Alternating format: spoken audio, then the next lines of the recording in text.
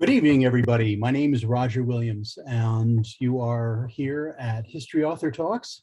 I welcome you all here this evening.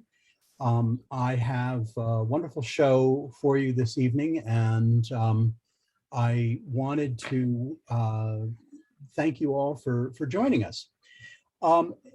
Last week, we came back after a bit of a hiatus on History Author Talks, and I tried doing a half-hour show. Well, I got so many emails from my regular listeners who said that the show was just way too rushed. So we're back to a 1-hour format. So I welcome you all back to History Author Talks and back to our 1-hour format of History Author Talks. I am a literary agent and a publisher. I am also the co-founder of an organization called 10crucialdays.org. 10crucialdays.org is a public history nonprofit that promotes history education and gives tours of the 10 Crucial Days historic area, which includes Washington Crossing, the battles of Trenton and Princeton and Revolutionary Princeton. And I'm joined in this endeavor by my friend and author Larry Kidder, along with a number of other Revolutionary War historians in promoting the 10 Crucial Days historic area. I started History Author Talks a little over a year ago at the onset of the pandemic to bring authors, mostly Revolutionary War authors, to listeners. And after things started opening up, I thought, well, I guess I don't need to do it anymore, but everyone kept saying, well, where's your show? So I've started back up again. So I'm very pleased that I got so many friends to contact me and say that they wanted to keep going. So I welcome all of you. I also always like to welcome my compatriots from the Sons of the American Revolution who come and listen to these shows. And I encourage you all, as we are listening to our guest tonight, to jot down your questions. And I'm going to ask you to use the chat feature at the bottom of your screen to send your questions to me.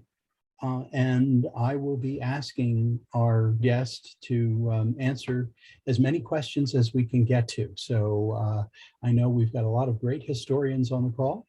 So I look forward to having you send me your questions so that we can ask our guest.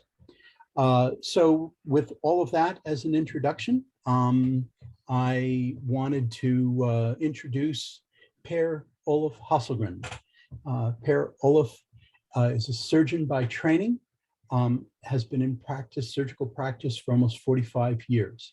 He's been the director of endocrine surgery at Beth Israel Deaconess Medical Center in Boston since 2002. He was trained in Sweden and moved to the United States 36 years ago. After 18 years in the Department of Surgery at the University of Cincinnati, he was recruited to Boston. In addition to his surgical career, he's been conducting research for many years and published about 300 peer-reviewed scientific papers in addition to reviews on book chapters, medical book chapters. What intrigued me about this book when I first came across it is obviously, as somebody who is interested in the Revolutionary War period, to have a book written by such a skilled surgery professor, I just thought it would be fascinating. And indeed, I have not been at all disappointed. So I'm really pleased to now introduce you to Per-Olof Hosselgren, who will present to us his book, Revolutionary Surgeons, Patriots and Loyalists on the Cutting Edge. You can purchase, I will give you the link to purchase this book proceeds, a certain portion of the proceeds go to the Sons of the American Revolution Research Library. And with that, I'm now introducing to you Per-Olof Hosselgren. Thank you very much, Roger. So I'm trying to screen share here. Okay. If it works. There we go.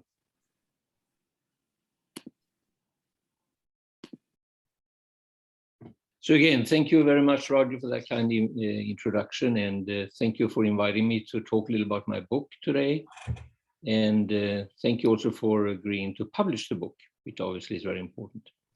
And before I get started, I just want to explain to the audience that I'm not an historian, as you probably already understand. So this is sort of a humbling experience to talk to a group of highly skilled historians and particularly interested in the American Revolution. So here I am, not even from America, and talking a little about the American Revolution, which may sound crazy in a way.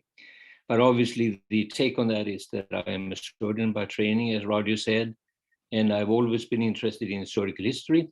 And since I moved to this country, also become interested in American history, because we learn not very much about that, at least not in Sweden, I think, or the rest of Europe. So before we get started, we'll get into it. I just want to remind ourselves about a couple of different facts. That is, about 2.5 million people lived in the continent, and there were only about 350 what you may call fully trained and licensed apprenticed surgeons at the time, or physicians at the time, and there were even fewer who had been lucky enough to go to Europe for training. So why do I think that surgeons were significantly involved in the American Revolution, and how do I think they were involved? And I'm going to try to, during the talk, argue for the fact that I think they were both politically involved, militarily involved, but also professionally. So at the same time they were working for the independence from Britain, they also had time to develop the profession in terms of daring and new procedures, and they also made certain that to train new surgeons. Another, to me at least, interesting fact is that even though the number of deaths in the US military during the Revolutionary War was not that high if you compare with other wars. But if you compare with the population at the time, actually it ranks number 2. 1% of the population died during the American Revolutionary War, only surpassed by the Civil War. So like 30 times more people died as percentage of population during the Revolutionary War compared with the Vietnam War. Soldiers also already knew during the war that it was more dangerous to go into the hospital than to be on the battlefield. So more people died in the hospital than in combat. And this obviously is well known to most of you in the audience. But out of the 25,000 people who has been calculated to die during the Revolutionary War, more than double number of people died from infectious diseases, putrid fever, smallpox, etc., while in the hospital. So the 1700s was an interesting century from a surgeon's perspective. It's usually called the age of the Southern Anatomist, or the century of the Southern Anatomist, and the background for that is obviously that anatomy started to become very prominent in the education of physicians and surgeons. Previously, there had been religious and other prohibitions to do dissections, but this was the century when this sort of flowered, and the anatomists really grow in numbers, and public dissections, human dissections were becoming common, resulting among other things in grave robbery, etc. And obviously the anatomy is the basis for the surgery. Another interesting factor that I am intrigued by is the fact that, as you all know, there was no anesthesia available, but still surgeries were performed. So how did they manage that? Well, they made them drunk, so they gave a lot of wine. They also used opium in laudanum, and then they hoped for the best. Despite that, they needed to hurry up. They couldn't sort of protract the suffering too long. So usually we say that the surgeries during the 1700s were brutal, brief, fast, dirty, and often lethal. Despite that, as you can see on the list here, there are a lot of different types of surgeries that were performed. Amputations obviously high on the list during wartime. There were abscesses that needed to be drained. cutting for the stone, mastectomy, etc. Even laparotomies, that is opening of the abdominal cavity, could be performed without anesthesia. In addition, in the armamentarium, they had bloodletting, cupping, and purging, because at that time, the theory was that there was a balance between different fluids in the body, and they needed to be restored in sick patients by emptying blood from the bodies. So amputations, obviously, as I said, was prominent during wartime, had been already during the French and Indian War, but also during all the wars going on in Europe, and also during the American Revolutionary War. And the instruments basically was a big, hopefully sharp knife and a saw. As you can tell from the left side of the screen, that the knife doesn't look really clean, and indeed they were not very clean. But it's easy to understand the horror that patients or the soldiers having had to amputation after, for example, injuries on the battlefield, is not only being awake and experiencing the amputation, but also seeing what was going on, must have been an horrific experience. And I think that is well depicted on this image. You can see the horror in the face of the poor patient. You can also see the instruments being lined up. And indeed, one of the prominent revolutionary surgeons, John Jones, who is usually called the father of American surgery, he used to tell his younger colleagues that never put the instruments out before the patient is really drunk, because to see that instrument being assembled in front of you would just increase the terror and the terrible experience. Despite wine and other types of alcohol and laudanum, as you can tell, it required also the hands of strong assistance to hold the leg down in this case. And there are stories describing that not only the leg got amputated, but also fingers of the people holding down the leg got amputated. Cutting for stones, so bladder stones, stones in the urinary bladder, were not uncommon during this time. And the reason for that is somewhat unclear. It may be because of dietary factors. People ate a lot of meat and a lot of protein, and that may have generated a lot of bladder stones. But obviously, bladder stones could be very difficult for the patient, causing bleeding, infections. But the most dramatic symptom or manifestation of bladder stones obviously was when the stone got lodged at the internal orifice of the urethra. So they needed to urinate, but they couldn't because the stone blocked it. And that sort of, to a certain extent, explains why patients even allow themselves to have this procedure. So Benjamin Franklin was one patient with bladder stones, as you probably know, and he suffered from it many years. He actually wrote to the foreign ministry in France during the 1783 negotiations for the treaty that I'm so sorry, but the bladder stone causes me a lot of trouble when I travel on these cobblestones in Paris. So I've not been as efficient as I would like to. But basically what they did, they cut the bottom open, again without anesthesia, and then they thrust a forceps into the bladder blindly, and then fished around for the stone, and if they were lucky, they found the stone. Some of these surgeons really understood that it was a dangerous procedure, and some of them actually ran out of town once it was done because complications were common, and if there was death or complications occurring, they knew they would be held account, and then in big, not only legal problem, but also in physical problem. So these were commonly itinerary surgeons traveling from village to village or town to town and cutting the bottoms open, fishing out bladder stones. Trepanation, as probably most of you know, is an ancient type of procedure. Many or thousands of years ago, it was done for another reason, that is to let the evil spirits escape the brain, the skull. But during the war times, including the Revolutionary War, people started to understand that there could be bleeding inside the skull from trauma. And it was important to release the pressure from the blood accumulating on top of the brain, and hence trepanation became more common. So what I'll try to do tonight is to, as I said, argue for the fact that some of these revolutionary surgeons actually played important roles.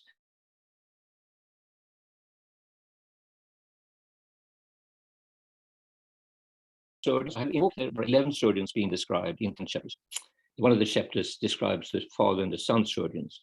But these surgeons listed here are Bostonians, or were busy and were active in Boston. So obviously I'm a little biased since I'm in Boston myself, but I also think they illustrate the important roles in terms of Joseph Warren, for example, being an important politician, but also a military general. John Warren, more accounting for skillful surgeries and daring surgeries, but also played important roles in the politics. Benjamin Church is sort of a little of an outlier here because he not only was a skillful surgeon that initially was believed to be a faithful patriot, but then turned out to be maybe a traitor or a treasonous. So Joseph Warren was about 34, 35 years old when the Revolutionary War started. In my book, I call him the surgeon, patriot, and hero because I think he actually was all of those three things. He was born in a small town outside of Boston called Roxbury, about 500 souls at that time.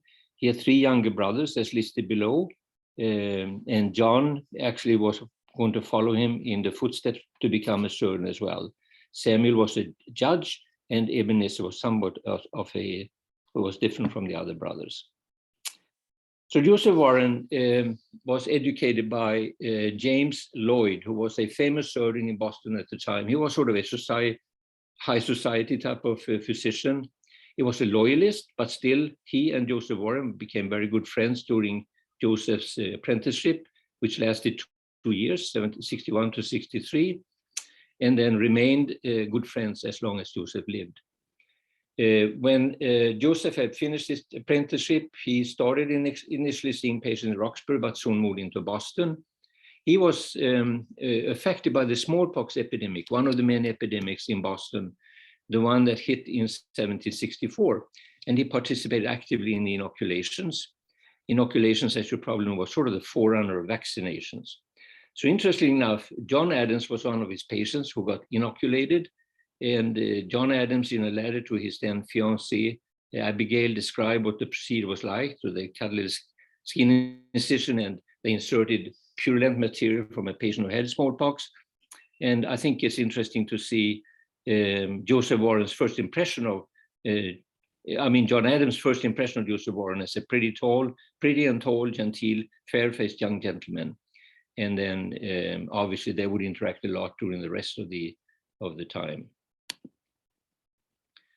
So Joseph Warren, as I said, I think he gives a good example. He is a good example of somebody who was not only professionally involved and pushing for advanced surgeries, but more remembered, I think, for his political and military engagement. He joined the Sons of Liberty 67.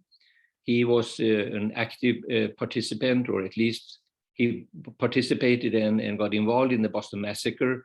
He was sort of the webmaster of the time, the Committee of Correspondence, which I think is sort of a worldwide web at that time. The world was the colonies, and it was widespread. And this was the important way they had to correspond to each other, mainly between Boston and Philadelphia and New York. And again, people in the audience know much more about that than I do. He was also probably behind the scenes at the Boston Tea Party. He was part of the battles of Lexington and Concord, and then the siege of Boston.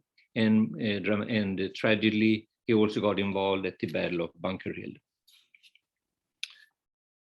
So Joseph Warren, as I said, was important for the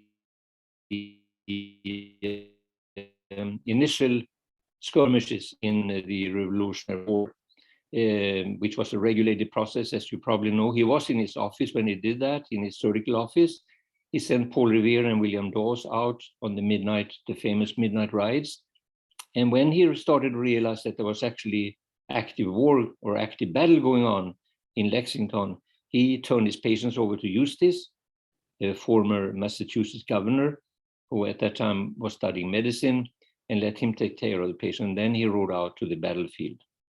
And this obviously is maybe more legendary than true, the midnight ride by Revere and Longwood's description of that. But then they finally ended up in Lexington. And at the Battle of Lexington, this is the initial skirmish, and at the Green of Lexington, where I think about 8 or 9 of the militia who were rapidly died. But Joseph Warren already made a mark at that time. He participated actively as a surgeon, not only taking care of injured friendly patients or soldiers, but probably also helping some of the British injured soldiers. But he was also an active participant in the war itself. Some of the military leaders admired him because he was reckless, so to speak. He exposed himself recklessly, and there are multiple stories about that, how he was shot and his hat sort of got pierced by one of the bullets, etc., etc. And he was known for trying to engage and sort of support the soldiers. It's said about him that he kept shouting on the field that keep up the brave heart. They have begun, we'll finish it. This was only about 2 months before the Battle of Bunker Hill, which actually was on the Breeds Hill, as you know. And this just illustrates that event in June of 1775, when the feared redcoats came marching up the Breeds Hills. And they had to do it 3 times before they could penetrate the defense that the rebels had assembled up here. I think this image is nice because it also shows the Charleston being on fire. And if you look carefully out here, you can see people watching the battle from the roofs of houses in North End across the river. And of course, he was brutally killed at a young age at that time. And so the description of his death has been duplicated in many historical records. So I'm sorry about that phone. He was hated and feared by the British, and this is sort of clear from these write-ups. So the redcoats stuffed the scoundrel with another one into one hole, and there he and his seditious principles may remain, they said. A couple of days later, redcoats came back up on the battlefield, opened the dirt that was thrown over Dr. Warren, spit in his face, jumped on his stomach, and at last cut off his head and committed every act of violence in his body. So this just illustrates that Joseph Warren was an important player at this time of the Revolutionary War. And that was also supported by what General Howe said. Warren's life was worth the lives of 500 men. So they understood that his sacrifice on the field was important from the British and from obviously from the Patriot side as well. It would take more than a year before his body was found and was identified.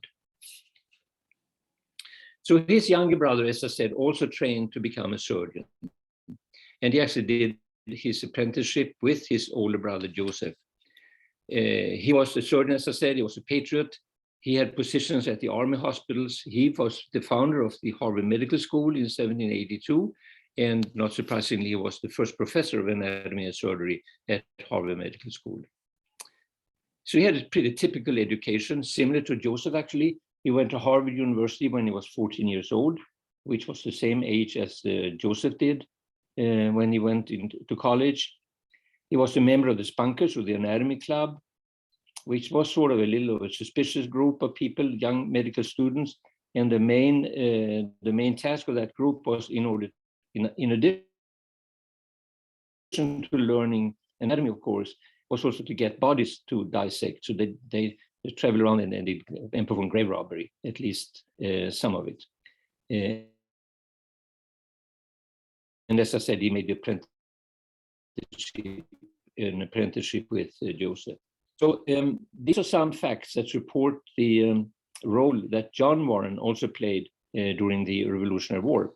He was at the battles of Lexington and Concord together with his older brother and with Samuel. He was at Bunker Hill, but unfortunately he came too late. He was then just a young surgeon up in Salem, north of Boston.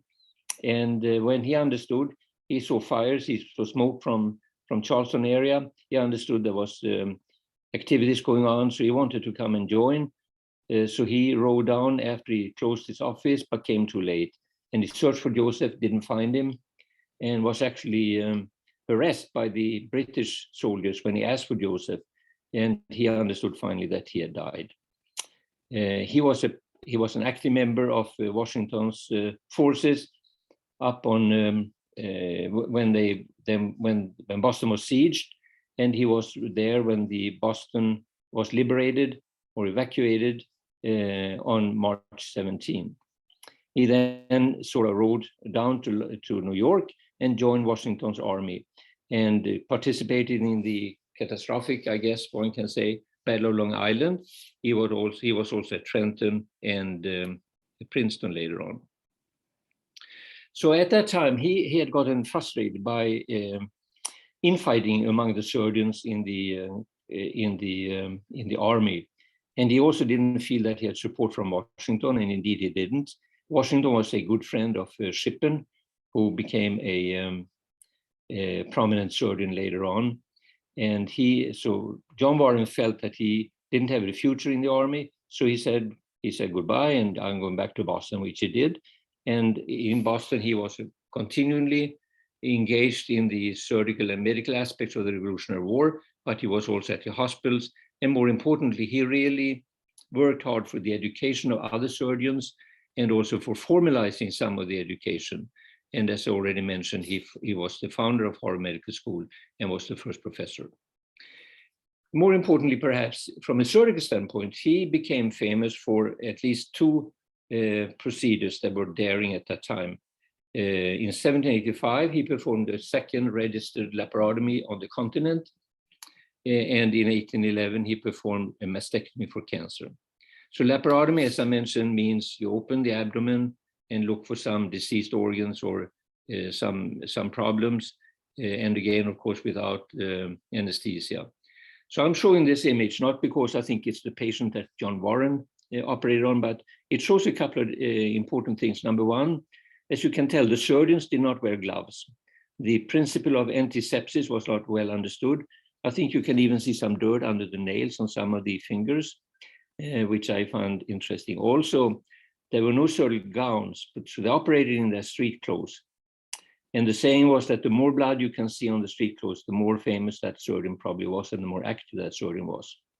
And the third point that this image, I think, illustrates well is that this is a gynecological operation, most likely an ovarian cyst, like John Warren's patient, could also be a myoma. But anyhow, so the most common indication or the reason for them to do a laparotomy in those days was something they could feel from the exterior.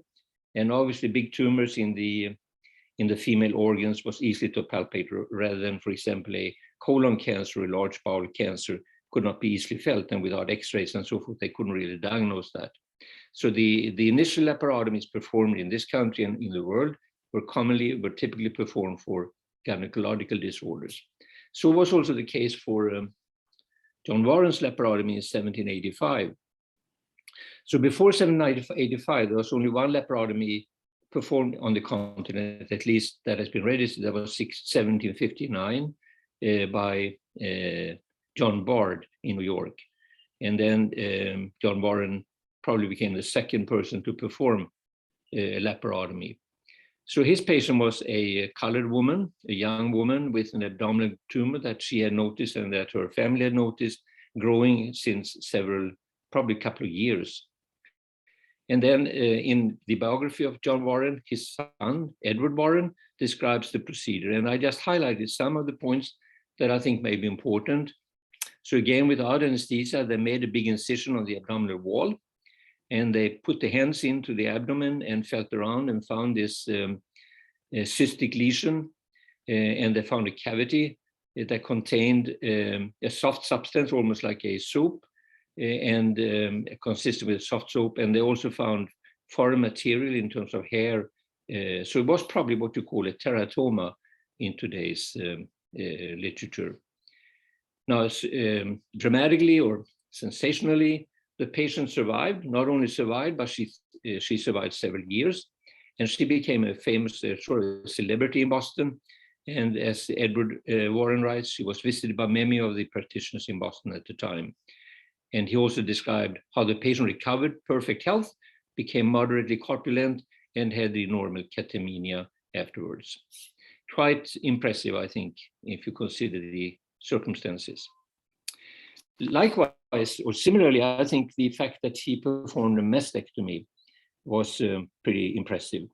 And again, with the horrendous pain that the patient must have experienced. So these are some of the instruments that the surgeons used for mastectomies at that time. They needed a big forceps with which they could pull the breast out, and then obviously something that sliced the breast off the chest wall. And this patient that he operated was none less than Adam and John Adams' daughter, Nabby Adams. And many of you have probably heard that story already. But I think it's a fascinating story for several reasons. So Abigail Adams, or Nabby Adams, she lived at that time with a family in upstate New York. And she had felt this change, hardness, as she described in a letter, about 1810 in her right breast. And when she told her parents about that, they said, come down to Boston, we need to see you, a real doctor down here.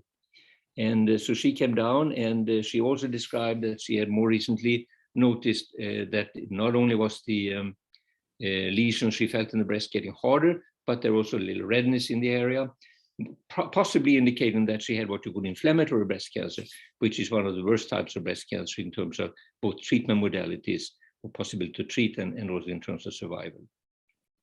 So she wrote, as I said, a letter to Dr. Benjamin Rush in Philadelphia, another revolutionary surgeon described in the book.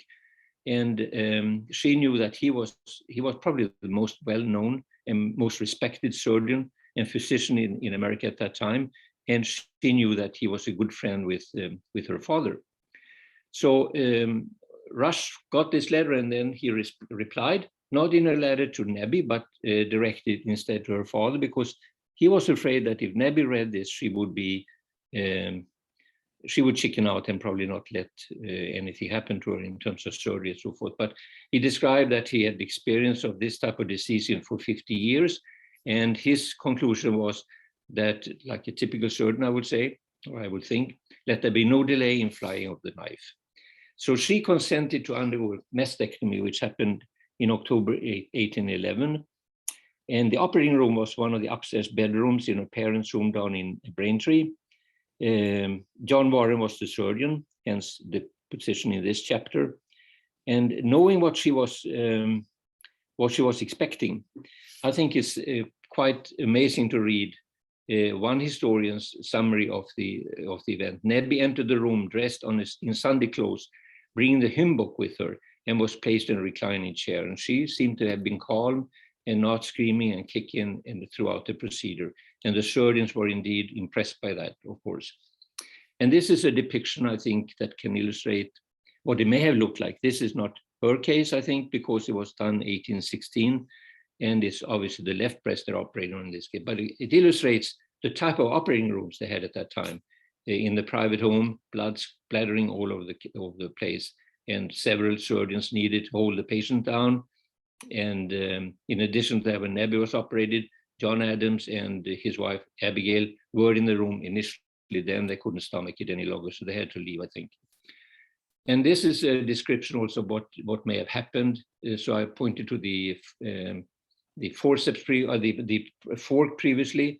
So this historian describes that he took the two-pronged fork and thrust it deep into the breast and pulled the breast out, and then sliced the breast off the chest wall.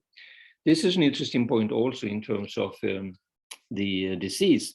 So already at that time, it was understood that the tumor in the breast could be a cancer, could be a deadly disease. And they also seem to have understood already at this time that it could spread to the lymph nodes in the armpit. And that's indeed what John Warren found. There were hard knots in under the arm, and he raised it into that area as well and pulled those out together with the breast. So when you take the breast off like this, you leave a big wound open, and you can't suture it together because there's not skin enough to cover it. So you had to stop the bleeding, and this is the way they stopped the bleeding. So they had a little oven or a little place where they heated spatula, and they were glowing, and that's what they used to stop the bleeding with, just like branding cattle, I guess. And he described that also. Warren pulled a red hot spatula from the oven and applied it several times to the wound. And no wonder that John Adams and Abigail couldn't stomach that, they just had to leave the room. As I said, the whole procedure took less than 25 minutes, but then it took several hours to dress the wound and get the bleeding to stop. Unfortunately, Nabby's cancer recurred after only 2 years. As I said, she may have had what you call inflammatory breast cancer. The redness she talked about in the letter would indicate that. And she died 2 years later, only 49 years old. I think this is also, to me, a fascinating reflection. So at this time, John Adams and Benjamin Rush communicated often by letters. And John Adams made this comment: oh, that a vaccine inoculation could be discovered for this opprobrium, the cancer, this physical discord of nature. And to me, it's fascinating that 300 years later, we talk about maybe developing vaccines for malignant disease. So he was indeed a visionary in that sense, a smart guy, I guess. So the third person I was going to touch upon is Benjamin Church. He is sort of an outlier in terms of maybe not being a hero necessarily, and who turned out to be a spy. He was probably hungry for money and glory. So he went to Boston Latin School in his childhood. And as many of you know, Boston Latin School is still an open public school. It's the oldest, I think, oldest public school in the world, still running. He went to Harvard College, and then he did an apprenticeship in Boston. And he was one of the lucky few who also had parents who were wealthy enough to send him to London. So he trained surgery at the London Hospital. And he described, or somebody together with him, one of the other medical students, described what they actually, how hard they seem to have been working. And for somebody who had gone through a surgical residency, this is sort of familiar. He rose at 6, operated till 8, breakfast at 9, dissected till 2, dined till 3, dissected till 4, lectured till 7, operated till 9, supper till 10, and then bed. And that was his day. So obviously he learned a lot during that time. He returned to Boston 1959, then with also his new wife. And so Sarah was the sister of one of his roommates from London. He was involved in the Boston Massacre in an interesting way. He was ordered, he was requested to perform an autopsy of the what some people call the first offer, the first person dying during the American Revolutionary War, namely Crispus Attucks.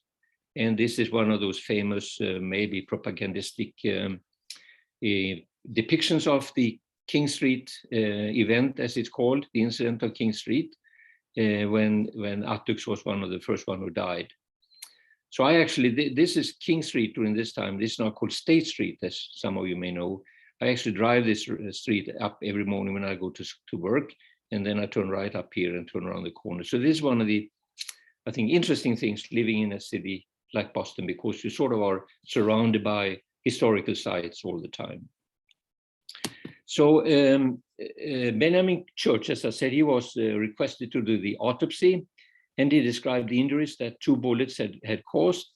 And I think even a modern trauma surgeon would agree that Attucks had sustained non-survivable injuries. He describes how the ball passed obliquely downward through the diaphragm, came into the chest on the right side, and then traveled down through the lung and through the diaphragm, and entered the right liver lobe, the large liver lobe, and then the gallbladder, and then it traveled further down and basically divided the aorta just above the bifurcation of the aorta. And that was probably what he bled to death from just in a couple of minutes, most likely. And I think even a modern trauma surgeon would not have been able to save his life.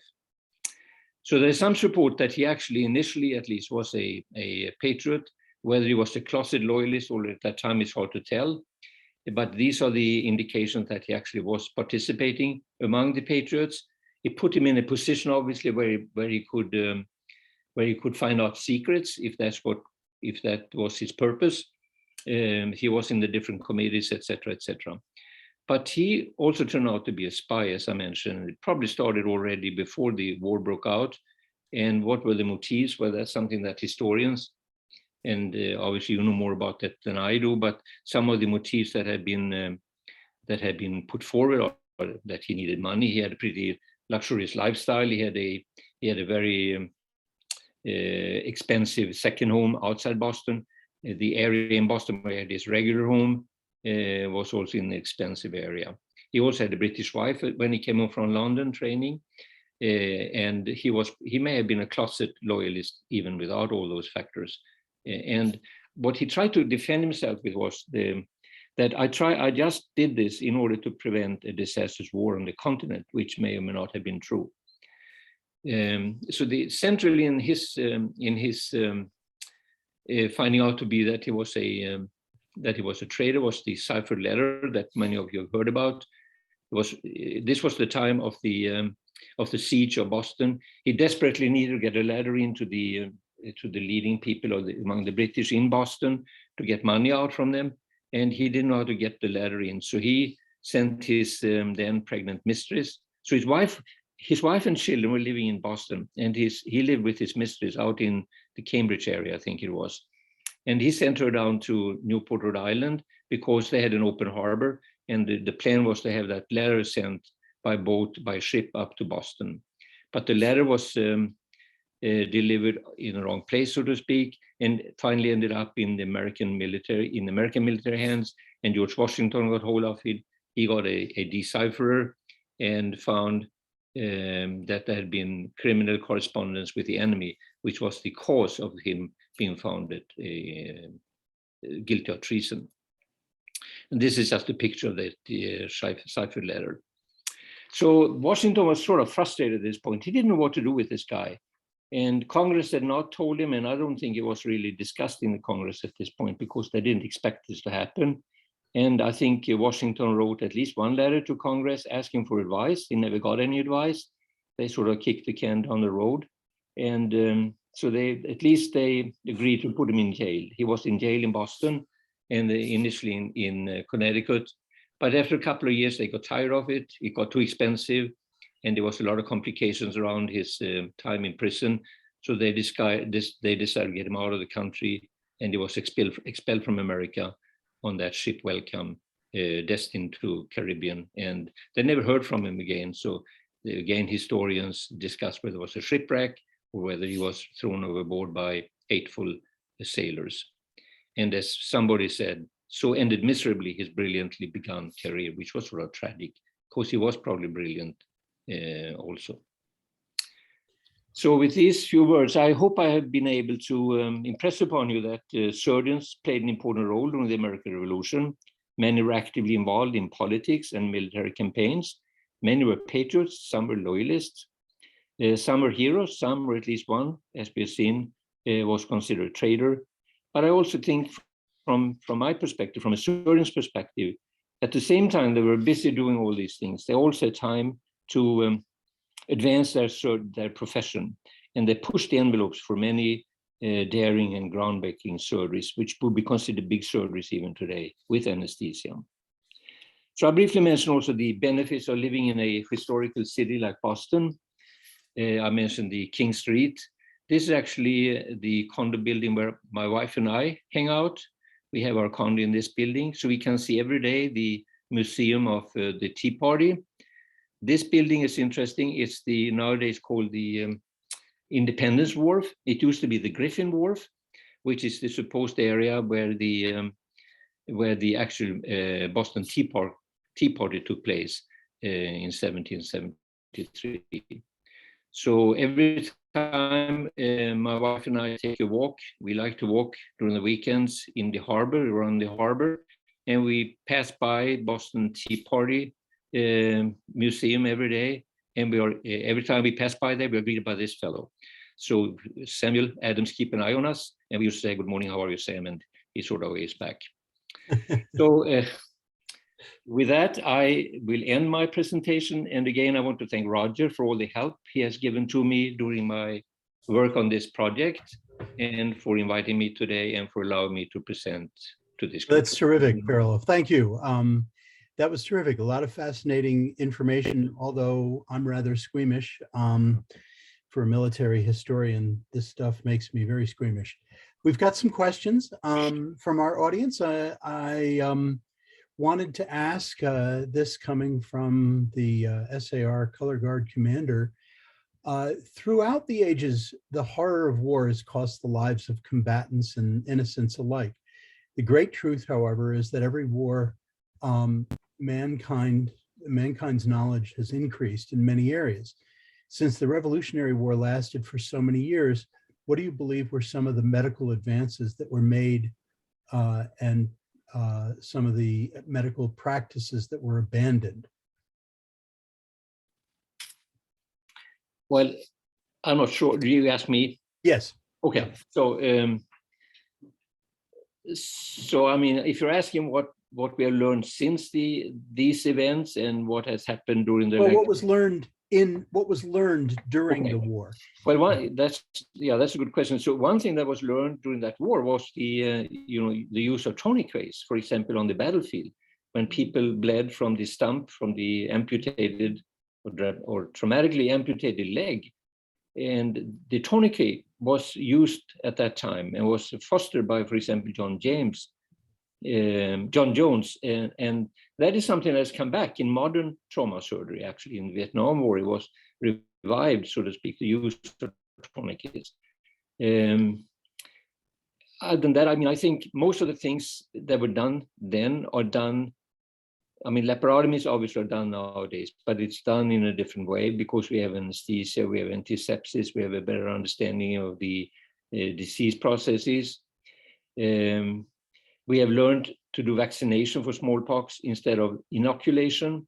So inoculation was a pretty, if you think about it, was a pretty crazy way. I mean, they gave the patients, they gave the people the disease.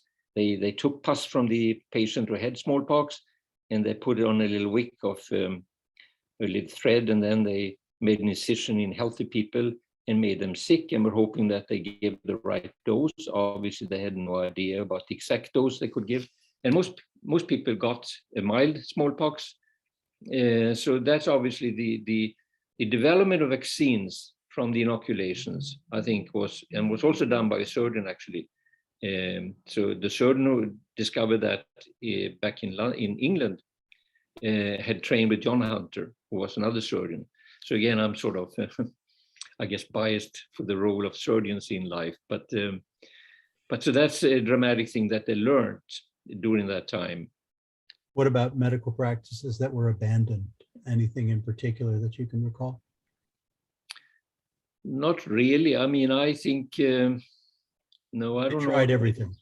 Was that? Yeah, they right. Tried everything. Yeah. I think so. Yeah. Right.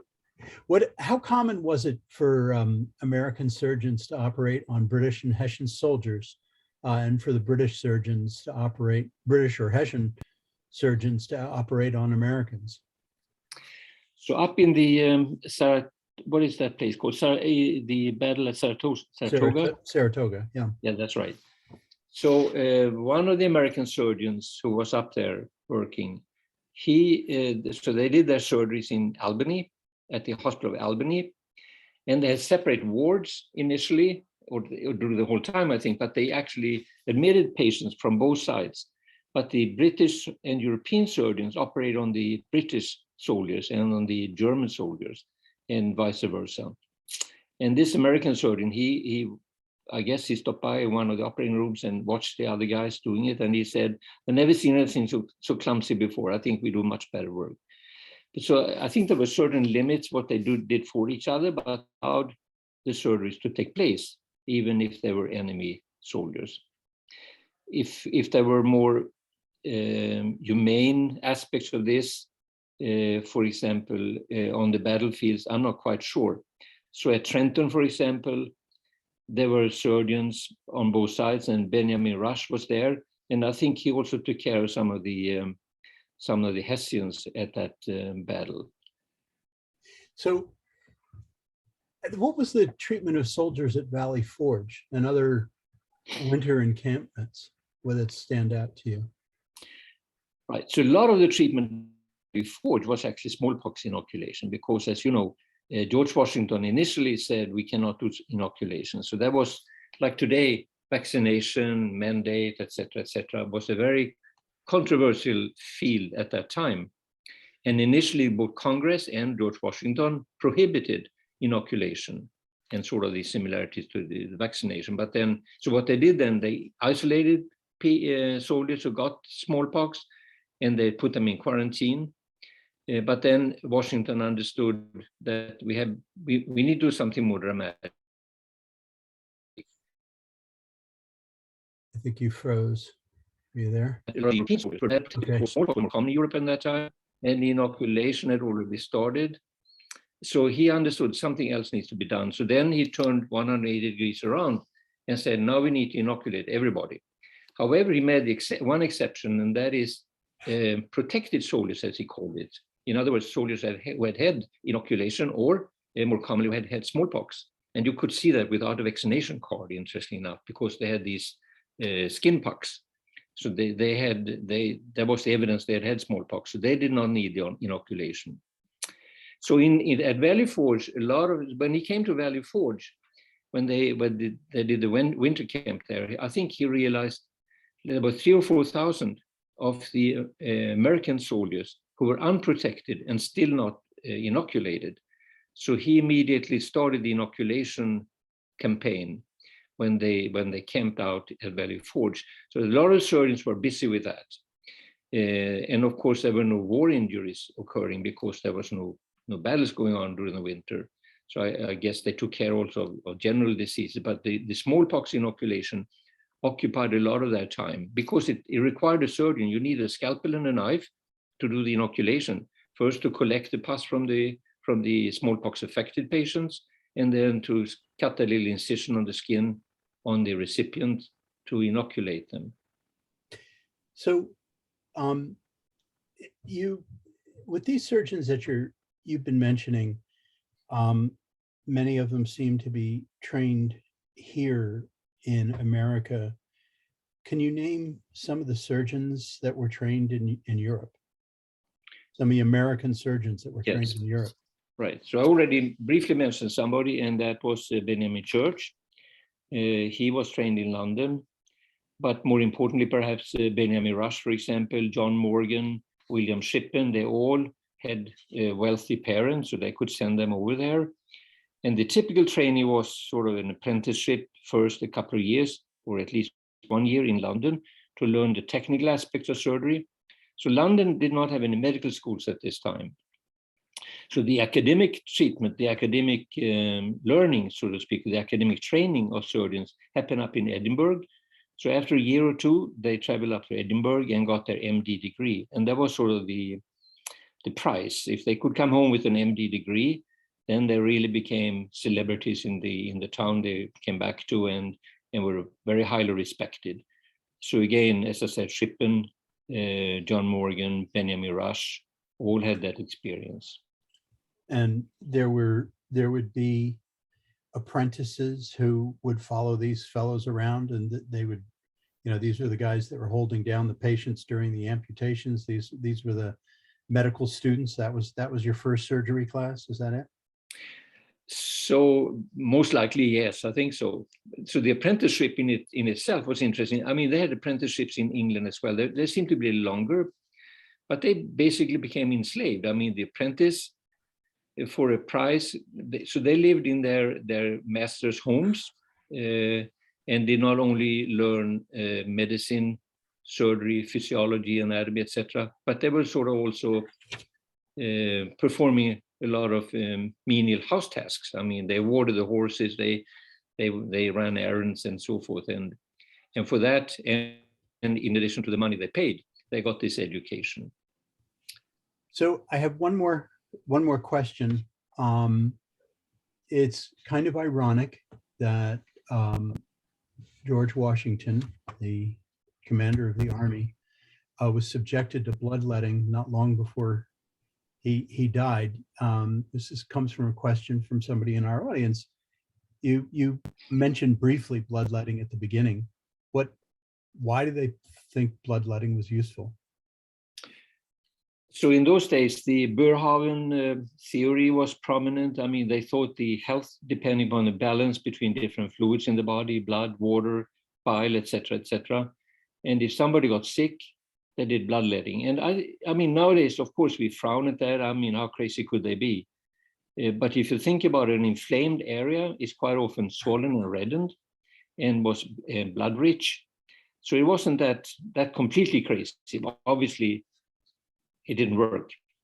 So bloodletting was a common thing. And for example, also Benjamin Rush in Philadelphia, he, during one of the yellow fever epidemics in Philadelphia, he bled people like crazy. I mean, there was blood all over, and people were stumbling around in the city of Philadelphia, in the streets of Philadelphia, pale and hardly being able to be awake.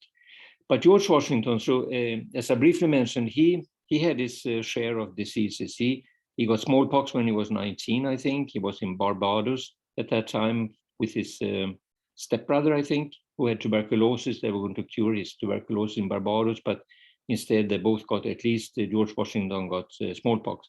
He had other diseases as well. And when he had just been inaugurated in 789, correct me if I'm wrong, but I think it was 789, he developed this big abscess on his left thigh that they thought was a tumor initially, but then they cut that open and drained the pus and probably saved his life. But then he got this disease at the end of his life, which is it's still debated a little what it really was, but I think the most recent interpretation of the description from that time is that he had an epiglottitis, an infection in his epiglottis. So basically, he was swelling up in his airways and couldn't breathe. And so the bloodletting was one of the things. I think I don't remember exactly how many pints of blood but that certainly didn't help him, most likely. It's interesting enough, there was I think there were 3 surgeons present at his deathbed. And one of the surgeons was one of more modern, one of the younger guys. He had some more recent training, and he had heard about the procedure called tracheotomy, which means the surgical cutting open the windpipe below the blockage. And that probably would have saved his life. He obviously would have ultimately died anyhow, but that probably would have saved. So he was overruled by his older colleagues at that time. But the bloodletting at that time obviously probably did not help him.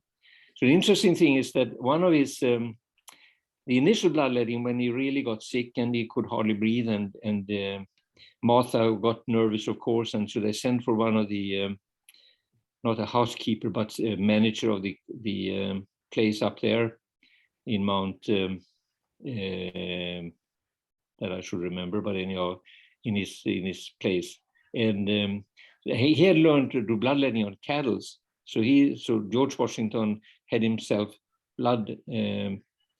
This person did the bloodletting on George Washington. Then came the doctors and helped out. But as I said, one of these surgeons actually proposed, and this is pretty well documented, proposed a tracheotomy, but the other ones did not agree on that, and then he died. Well, thank you. So I'm sorry that we didn't get to everybody's questions. I will email the good doctor everyone's questions so that at least you can see what's being asked, and I've got your email, the audience email addresses. I want to thank you, Dr. Hosselgren, for your presentation. We've learned a lot. There's a lot more in Revolutionary Soldiers. There are 11 doctors covered, and it's fascinating to sort of see the biographies. There are some wonderful biographies of these surgeons, of these doctors. These are biographical vignettes really spliced in with a lot that we learn about battlefield medicine and such. So it's fascinating. So I thank you, Dr. Hasselgren. The show has been taped. It will be available on past shows tab of historyauthortalks.com. You can also purchase the book with proceeds going to the Sons of the American Revolution Library. Also, if you want to see what we're doing at 10crucialdays.org, you go to that URL, www.10crucialdays.org, and you'll see what we're doing for history education in the Central Jersey area. And be sure to sign up for future shows. On Tuesday, November 16th, I have Dr. Paul Lockhart, professor of history at Wright State, who's written a book called Firepower: How Military Technology Has Transformed the World. Sorry about my clock. On November 30th, I have Robert Skeed, who's written a wonderful middle grade novel called Links to Liberty: Defending the Great Chain at West Point.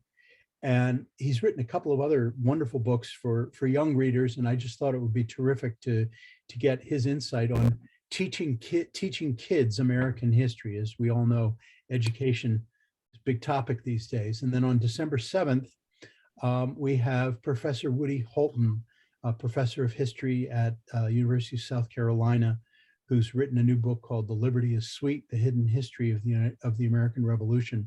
So those are just a few. I've got more coming up in January. But most of all, I want to thank my audience for joining us, and be sure to tune in next time.